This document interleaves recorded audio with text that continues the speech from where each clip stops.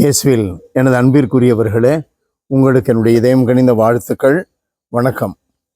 அன்பானவர்களே, ஆண்டவர் இயேசு தன்னுடைய 72 சீடர்களை தாம் போக இருந்த இடங்களுக்கு அனுப்புகிறார். அந்த நிகழ்ச்சி தான் நம்முடைய சிந்தனைக்கு இன்று கொடுக்கப்பட்டுள்ளது. லூக்கா நற்செய்தி 10வது அதிகாரம் 1-12 முடிய ஆண்டவர் இயேசு அவர்களை இருவராக அனுப்புகிறார். இருவர் சொல்லும் சாட்சியம் உண்மையானது என்று நம்பப்பட்டது. அந்த சூழ்நிலையில்தான் இருவராக அனுப்புகிறார். அதனுடைய பொருள் என்ன? நாம் சாட்சிகளாக வாழ வேண்டும். ஒருவரோடு ஒருவர் மோதிக்கொள்ளக்கூடாது. இறையரசை போதிப்பதுதான் நம்முடைய நோக்கம். அந்த நோக்கத்தை அடைவதில் நமக்கு எந்தவித வேறுபாடும் இருக்கக்கூடாது.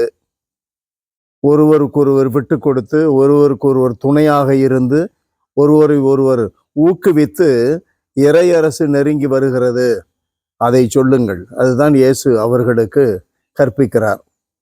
மற்றொன்றை கவனத்தில் வைக்க வேண்டும்.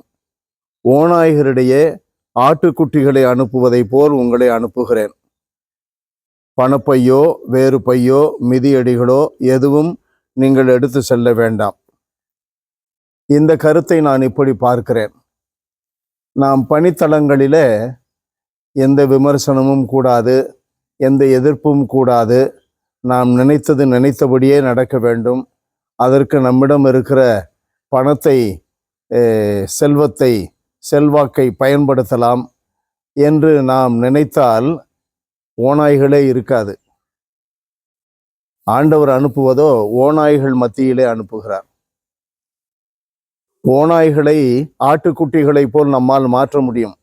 எதை வைத்து? இந்த உலக அதிகாரத்தை வைத்து, உலக செல்வத்தை வைத்து.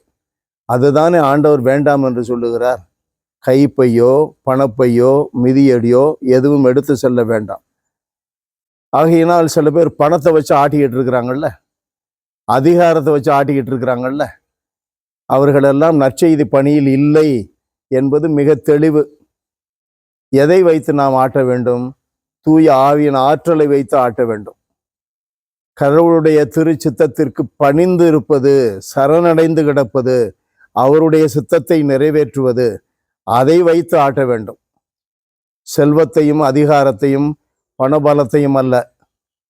ஆட்டுக்குட்டிகளை போல ஓநாய்களை மாற்ற முடியும். ஆனால் பதுங்கி இருந்து கடைசியிலே அது நம்மை கடித்து விழுங்கும். ஓநாய்கள் கடவுளை நம்பினால் அவை பதுங்காது, பாய்வதாகவே இருக்கும், நம்மை நெருங்காது.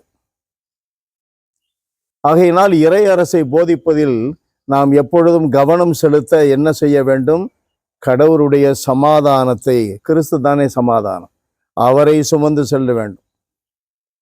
அன்பு நிறைந்த எங்கள் இறைவா, உம்மை போற்றி புகழுகிறோம், தாழ்மையோடு ஆராதிக்கிறோம். ஆண்டவரே, எந்த சூழ்நிலையானாலும் எங்களுடைய வாழ்க்கை நிலைகள், எந்த நிலைகள் இருந்தாலும் எப்போதும் உம்மையே நம்பி நீர் எங்களை அனுப்பி இருக்கிறீர்.